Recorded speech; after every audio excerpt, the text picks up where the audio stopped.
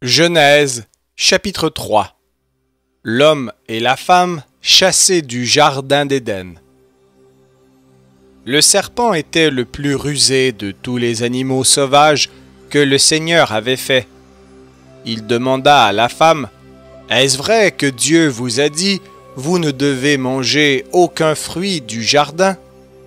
La femme répondit au serpent, « Nous pouvons manger les fruits du jardin, mais quant aux fruits de l'arbre qui est au centre du jardin, Dieu nous a dit, vous ne devez pas en manger, pas même y toucher, de peur d'en mourir. » Le serpent répliqua, « Pas du tout, vous ne mourrez pas.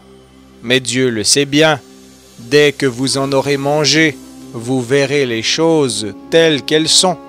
Vous serez comme lui, capable de savoir ce qui est bon ou mauvais. » La femme vit que les fruits de l'arbre étaient agréables à regarder, qu'ils devaient être bons et qu'ils donnaient envie d'en manger pour acquérir un savoir plus étendu. Elle en prit un et en mangea. Puis elle en donna à son mari, qui était avec elle, et il en mangea lui aussi. Alors ils se virent, tous deux tels qu'ils étaient. Ils se rendirent compte qu'ils étaient nus. Ils attachèrent ensemble des feuilles de figuier et ils s'en firent chacun une sorte de pagne. Le soir, quand souffle la brise, l'homme et la femme entendirent le Seigneur se promener dans le jardin. Ils se cachèrent de lui parmi les arbres. Le Seigneur Dieu appela l'homme et lui demanda « Où es-tu » L'homme répondit « Je t'ai entendu dans le jardin. J'ai eu peur, car je suis nu. Et je me suis caché. »« Qui t'a appris que tu étais nu ?» demanda le Seigneur Dieu. « Aurais-tu goûté aux fruits que je t'avais défendu de manger ?» L'homme répliqua, « C'est la femme que tu m'as donnée pour compagne. C'est elle qui m'a donné ce fruit, et j'en ai mangé. » Le Seigneur Dieu dit alors à la femme, « Pourquoi as-tu fait cela ?» Elle répondit, « Le serpent m'a trompé, et j'ai mangé du fruit. » Alors le Seigneur Dieu dit au serpent, « Puisque tu as fait cela, je te maudis. Seul de tous les animaux, tu devras ramper sur ton ventre et manger de la poussière tous les jours de ta vie. Je mettrai l'hostilité entre la femme et toi, entre sa descendance et la tienne. La sienne t'écrasera la tête, tandis que tu la mordras au talon. » Le Seigneur dit ensuite à la femme, « Je rendrai tes grossesses pénibles.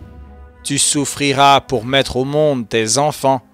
Tu te sentiras attiré par ton mari, mais il dominera sur toi. » Il dit enfin à l'homme, « Tu as écouté la suggestion de ta femme, et tu as mangé le fruit que je t'avais défendu.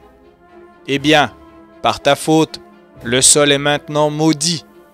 Tu auras beaucoup de peine à en tirer ta nourriture pendant toute ta vie. Il produira pour toi épines et chardons. Tu devras manger ce qui pousse dans les champs. Tu gagneras ton pain à la sueur de ton front, jusqu'à ce que tu retournes à la terre dont tu as été tiré. Car tu es fait de poussière, et tu retourneras à la poussière. » L'homme, Adam, nomma sa femme, Ève, c'est-à-dire vie, car elle est la mère de tous les vivants. Le Seigneur fit à l'homme et à sa femme des vêtements de peau de bête, et les en habilla. Puis il se dit, « Voilà que l'homme est devenu comme un Dieu, pour ce qui est de savoir ce qui est bon ou mauvais. Il faut l'empêcher maintenant d'atteindre aussi l'arbre de la vie.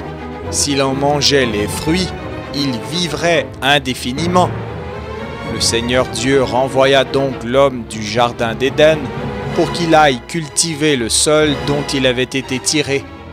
Puis, après l'en avoir expulsé, le Seigneur plaça des chérubins en sentinelle devant le jardin d'Éden. Ceux-ci, armés de l'épée flamboyante et tourbillonnante, devaient garder l'accès de l'arbre de la vie.